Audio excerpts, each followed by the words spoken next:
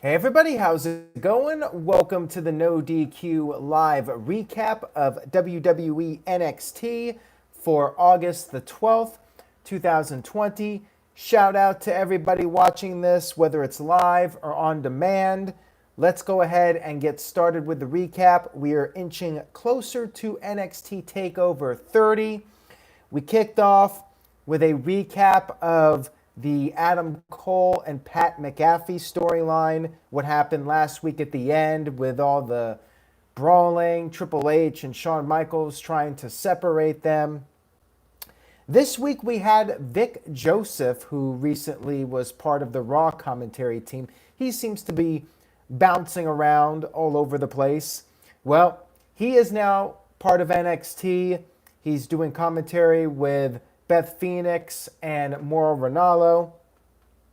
We had our first match of the evening, which was the number one contender, Carrion versus Danny Burch. Burch actually got a decent amount of offense. I don't know if he got as much as Tommaso Ciampa from TakeOver, but he got a little bit of offense on Cross. It was not a complete squash, but it was pretty much Domination Nation from Carrion.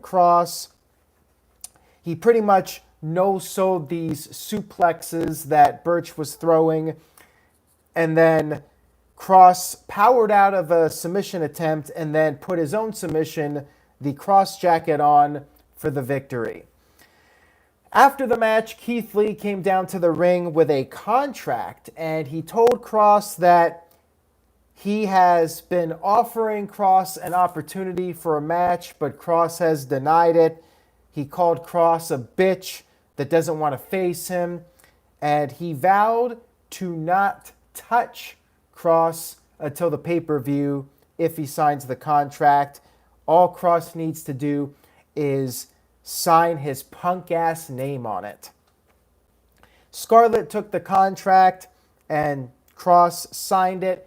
And then Scarlett kissed the contract, gave it back to Keith Lee. Lee then wanted to, I guess, double check and make sure that the contract was signed. It was sealed in this notebook or whatever. And Lee opened up the contract, and all of a sudden, a fireball shot in his face. Old school fireball angle. Keith fell back, fell to the floor, fell to the mat. We had officials come out to check on him with a towel. He was helped to the backstage area. I liked the angle. I know some people did not like it. They thought it was too cheesy for NXT. They thought Keith did not sell it very well. I mean, I'm sure this is his first time ever selling something like this before, but I thought the angle was fine. I enjoyed it, and it's been a while since we've seen a fireball angle in wrestling. As Ken points out in the chat room, this goes back to the Sheik. The original Sheik used to do this. We've seen it several times over the years. I remember The Undertaker did the fireball spot to Paul Bearer, which led to the start of the Kane storyline.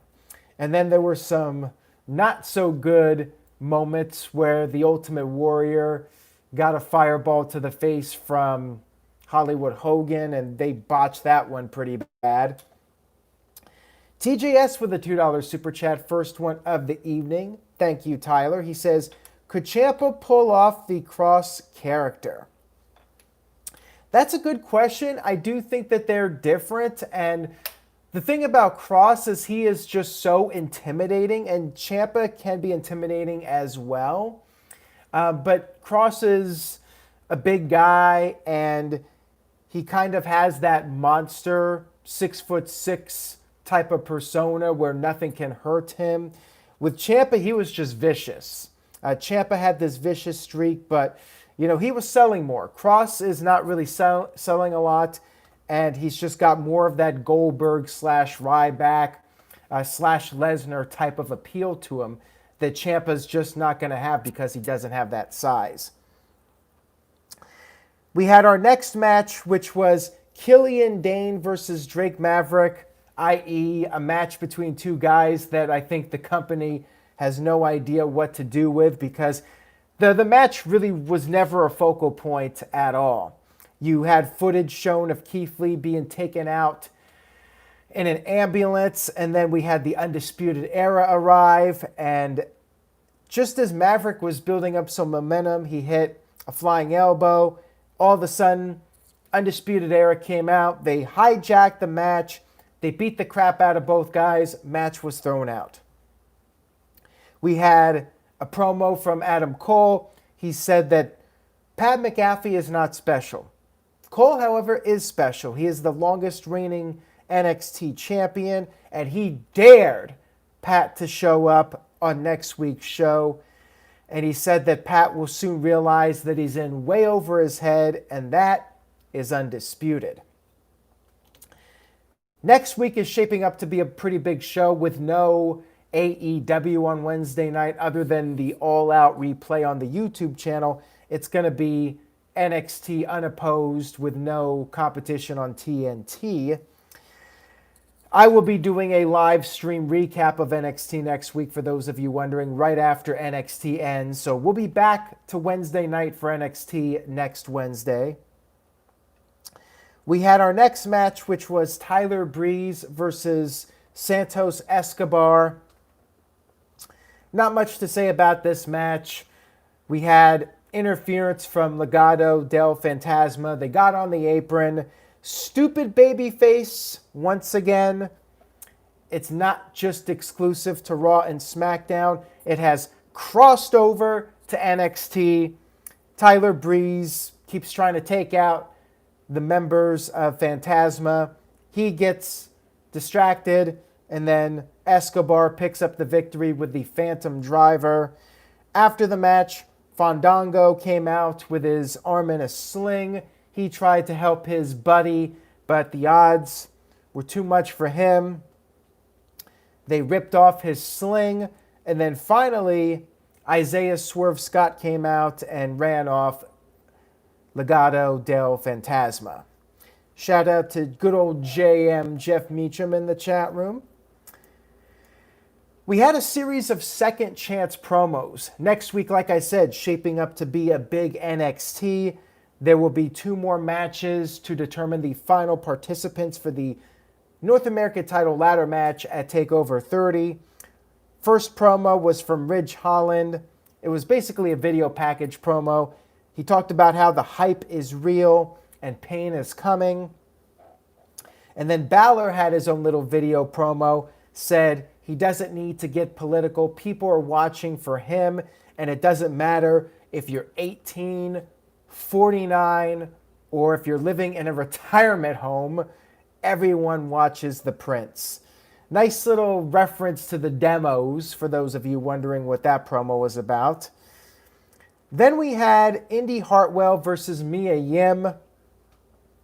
Before the match, Mia Yim was interviewed about her real-life boyfriend, Keith Lee, being taken to the hospital, or excuse me, the local medical facility. She said that thankfully there's no serious damage and she needs to focus on her match. The storyline here was that Mia was not quite focused on what was going on because of what happened to her boyfriend, but she still pulled through.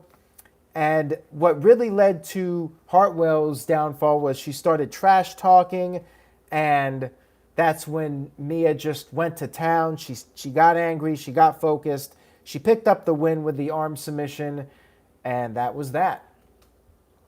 We had Damien Priest versus Bronson Reed in a battle of the heavyweights in NXT. Back and forth between these guys, and Priest managed to pick up the big Bronson Reed for a broken arrow, got a near fall. Reed hit a power slam and then went up to the top, went for a big splash. He was supposed to miss, but they botched this, and Bronson Reed landed on Damien Priest's back. Priest rolled over, but Bronson still hit him. Reed ended up countering the Reckoning and hit a jackknife cover to pick up a surprise victory over Damien Priest. Priest was very shocked, just like when Razor Ramon lost to the 1-2-3 Kid, that pure shock of losing. So yeah, Bronson Reed getting a little bit of a push here. He's on a roll. He's feeling the heat. He's got some momentum heading into the pay-per-view, and we'll see how long this lasts. Match was fine other than the botched splash, as I mentioned. We had a Dakota Kai video package. She is the #1 contender for the NXT Women's Championship. She said she has finally figured out how to beat Io Shirai. She has gotten into Io Shirai's head. We then had an Io Shirai video package. She said, the kick to the face from Dakota Kai a few weeks ago, message has been received. And Io talked about how Kai only uses people, and as far as Io's concerned, Kai is nothing more than a cute girl who is afraid of Shayna Baszler. And after TakeOver, Kai will be terrified of her as well.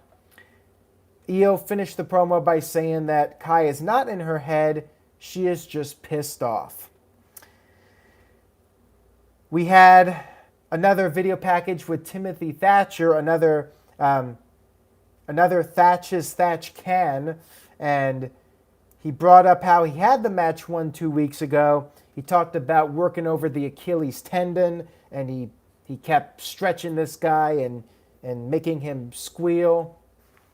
Pretty much the same stuff we've seen from Thatcher. And then we had a tag team match. We had Casey Catanero and Kaden Carter against the Robert Stone brands, Aaliyah and Mercedes Martinez. Before the match, Robert Stone cut a promo, said that the Robert Stone brand is on fire, and he tried to recruit Casey, saying that she needs to lose the loser, which is Kaden Carter. Casey responded to this by kicking Robert Stone in the bad leg that was injured via Shotzi Blackheart. We had the match between the ladies, a pretty standard match between them. Martinez pinned Casey with the air raid crash. And then afterwards, Aaliyah was very excited. She was celebrating. Martinez was like, calm down a little bit. Then we had Rhea Ripley come out. She got into a brawl with Martinez, but then the numbers game caught up with her.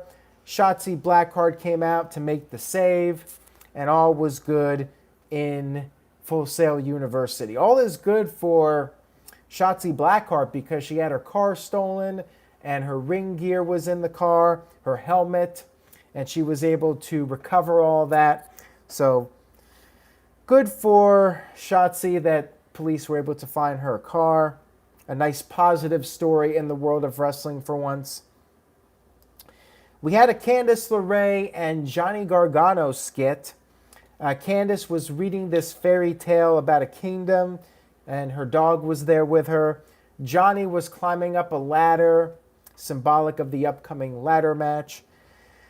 Johnny said that their kingdom is safe from the newcomers, such as Damien Priest and Bronson Reed. They are not on his level, and you cannot have a takeover, as far as he's concerned, without Johnny Takeover. And he is happy that Regal granted him a fair opportunity at qualifying for the ladder match at the pay-per-view. We had our main event match, which was a triple threat, Kushida versus Cameron Grimes versus the return of Velveteen Dream. We have not seen Dream since the In Your House takeover, June 7th, I believe. Of course, everybody knows the stories, the speaking out accusations that Dream had inappropriate contact with minors. A lot of people not happy about this. I saw the comments on Twitter. People are upset with WWE. I do not think WWE would bring Dream back if there was significant evidence against him or if people were going to be actually pressing charges. Keep in mind, WWE's actual policy is that if somebody is arrested, they're indefinitely suspended. And if they are convicted of a crime, they're immediately terminated. Dream has not been charged with a crime. And I'm guessing that WWE feels enough time has passed and nobody's going to press charges so they can bring him back. Is he guilty? Who knows?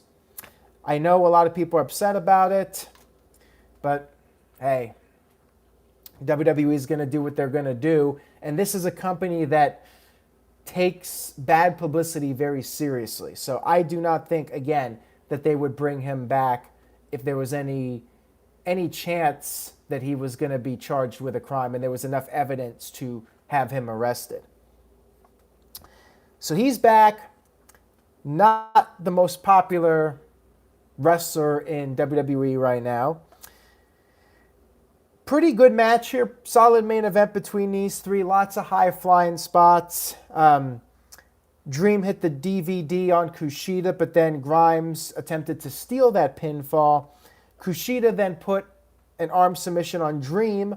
Grimes came out of nowhere with his foot stomp finisher, and he pinned Kushida to win the match and advance to the TakeOver ladder match for the North American Championship.